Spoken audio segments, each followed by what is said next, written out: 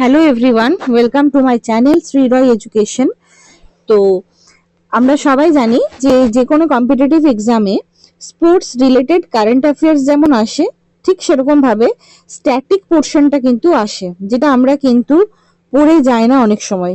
ঠিক আছে, তো রিসেন্টলি ফিফা অনুষ্ঠিত হয়েছিল, তো সবাই মোটামুটি দেখেছে কে হেরেছে কে জিতেছে, সেগুলো সবাই মোটামুটি জানি।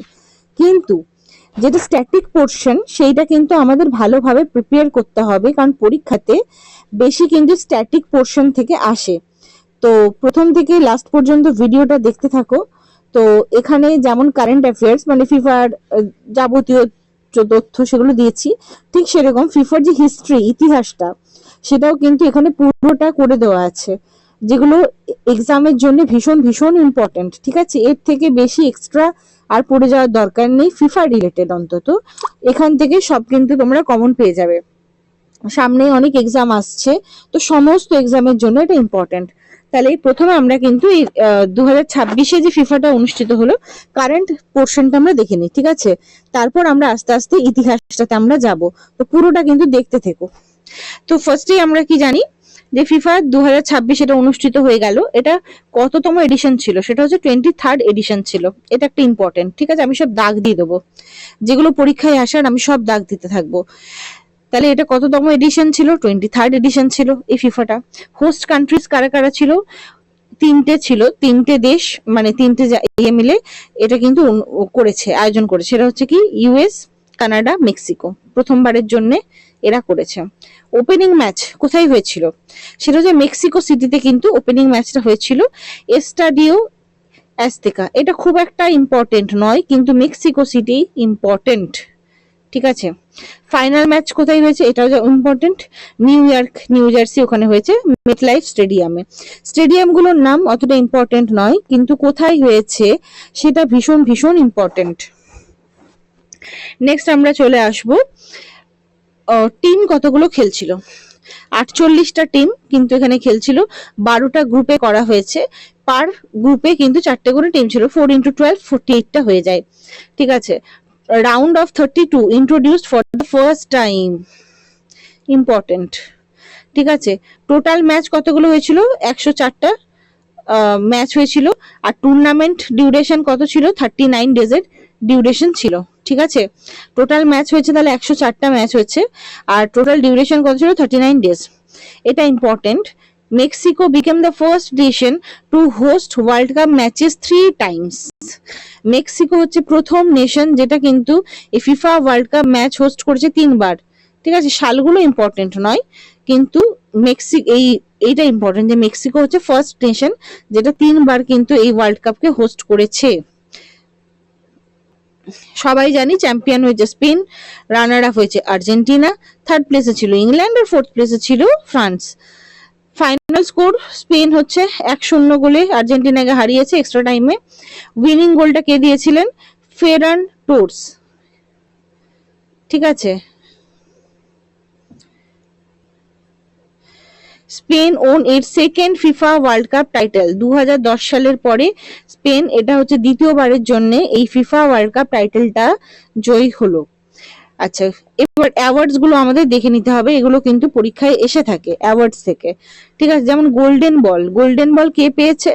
না, রড্রি, স্পেনের প্লেয়ার রড্রি, উনি পেয়েছেন গোল্ডেন বল। কাকে দেওয়া হয়? যিনি বেস্ট প্লেয়ার হন তাকে কিন্তু এই গোল্ডেন বল অ্যাওয়ার্ডটা দেওয়া হয়। নেক্সট হচ্ছে গোল্ডেন বুট, গোল্ডেন বুট হচ্ছে টপ স্কোরার যে হয় তাকে দেওয়া হয়, পেয়েছেন হচ্ছে ফ্রান্সের এমবাপে। ঠিক আছে, গোল্ডেন গ্লোভ, এটা কাকে দেওয়া হয়? যিনি গোলকিপার হয় তাকে দেওয়া হয় গোল্ডেন গ্লোভ অ্যাওয়ার্ডটা। উনি কে পেয়েছেন? স্পেনেরই উনাই সাইমন। ঠিক আছে, এই নামগুলো একটু মনে রাখতে হবে। আর হচ্ছে বেস্ট ইয়াং প্লেয়ার কে পেয়েছে?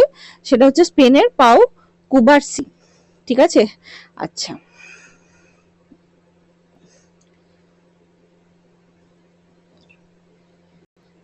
ফিফার প্রেসিডেন্ট কে? এখন গিয়ানি ইনফান্টিনো। ঠিক আছে, এটা স্ট্যাটিক পোর্শন চলে এলো। অনেক সময় কি হয়, সবাই পরীক্ষকরাও জানে যে ফিফা ম্যাচ নো ডাউট সবাই দেখেছে, সবাই কারেন্ট পোর্শনটা তো সবাই জানে, অন্তত কে জিতেছে কে হেরেছে কে কি অ্যাওয়ার্ড পেয়েছে। কিন্তু এই কিছু বেসিক থেকে কিছু প্রশ্ন চলে আসে যেগুলো আমরা ইগনোর করে চলে যাই, তো সেই জায়গাটা এবার আমাদের আসছি। ঠিক আছে, তাহলে ফিফার এবার হিস্ট্রিটা আমরা দেখে নেব। ফিফা কত সালে ইন্ট্রোডিউস হয়েছিল? 1904 সালে 21শে মে। 21শে মেটা মনে রাখার দরকার নেই, এই সালটা ভীষণ ভীষণ ইম্পর্টেন্ট। 1904। হেডকোয়ার্টার কোথায় আছে? Zurich, Switzerland. ভীষণ ইম্পর্টেন্ট, আবার আমি স্টার মার্ক করে দিলাম। ফার্স্ট ফিফা ওয়ার্ল্ড কাপ কত সালে হয়েছিল? 1930 সালে হয়েছিল। ঠিক আছে, প্রথম যে ফিফা ওয়ার্ল্ড কাপ সেটা 1930 সালে হয়েছিল। হোস্ট কান্ট্রি ছিল উরুগুয়ে, জিতেও ছিল উরুগুয়ে। ঠিক আছে, আচ্ছা ফিফা কিন্তু প্রত্যেক 4 বছর অন্তর অন্তর ফিফা খেলাটা হয়। আচ্ছা, 1930 থেকে 1970 পর্যন্ত যে ট্রফিটা দেওয়া হতো সেটা কি ট্রফি ছিল? Jules Rimet trophy. ঠিক আছে, নামটা মনে রাখতে হবে, জুলস রিমেট ট্রফি। আর এখন যে ট্রফিটা দেওয়া হচ্ছে সেই ট্রফিটা ইন্ট্রোডিউস হয়েছিল কত সাল থেকে? 1974 থেকে। এখন যে ট্রফিটা দেওয়া হচ্ছে সেটা কিন্তু 1974 এ ইন্ট্রোডিউস হয়েছিল। তার আগে যে ট্রফিটা দেওয়া হতো সেটা হচ্ছে জুলস রিমেট ট্রফি। ডিজাইনার কে? এখন এখন এই কারেন্ট যে ট্রফিটা তার ডিজাইনার কে? সিলভিও গাজানিগা। খুব একটা ইম্পর্টেন্ট নয়। কারেন্ট ট্রফির নাম কি? এখন যে ট্রফিটার নাম বলা হয় সেটা ফিফা ওয়ার্ল্ড কাপ ট্রফি বলা হয়। ঠিক আছে, এটা ভীষণ ইম্পর্টেন্ট। সব থেকে ফিফাতে সাকসেসফুল টিম কোনটা? ব্রাজিল। 5 বার টাইটেল জিতেছে, এটা কিন্তু রেকর্ড আছে। ঠিক আছে,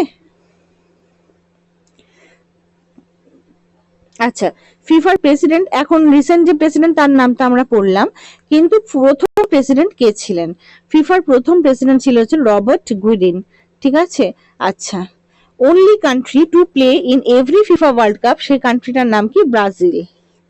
highest goal scorer in the World Cup history, 16টা গোল দিয়েছিলেন কে? এখনো পর্যন্ত তার রেকর্ড আছে, মিরোস্লাভ ক্লোজে। ঠিক আছে, ভীষণ ইম্পর্টেন্ট, 16টা গোল উনি দিয়েছিলেন।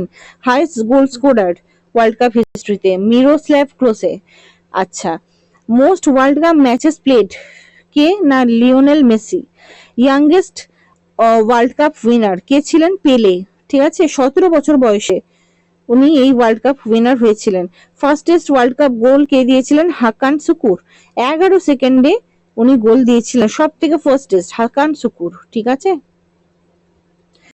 তো এই পর্যন্তই। আর এর থেকে বেশি ফিফা নিয়ে কোনো পড়ার দরকার নেই। কারেন্ট পড়ে নিলাম, স্ট্যাটিক পোর্শন আমরা দেখে নিলাম, তোমরা ভালোভাবে প্রিপেয়ার হয়ে যেও, যে কোনো এক্সামের জন্য এটা ইম্পর্টেন্ট। ঠিক আছে, কোনো পার্টিকুলার সেই জন্য আমি এক্সামের নাম নিলাম না। ও তো ভালো লেগে থাকলে ভিডিওটিকে লাইক এবং শেয়ার করো, আর চ্যানেলটিকে অবশ্যই সাবস্ক্রাইব করে দিও।